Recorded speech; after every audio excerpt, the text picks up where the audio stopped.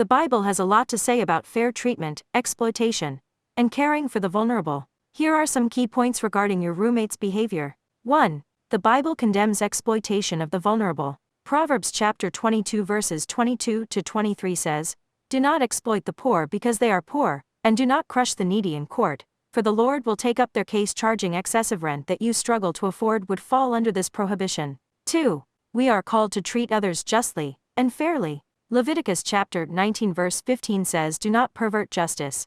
Do not show partiality to the poor or favoritism to the great, but judge your neighbor fairly." Setting a rent amount appropriate for your income would be a just, fair treatment of you as a tenant and roommate. 3. We should consider the needs of others, especially the vulnerable. Proverbs chapter 14 verse 31 says, "Whoever oppresses the poor shows contempt for their maker, but whoever is kind to the needy honors God." A rent amount that reasonably accommodates your situation on Social Security and meets your basic needs would demonstrate true care and honor God.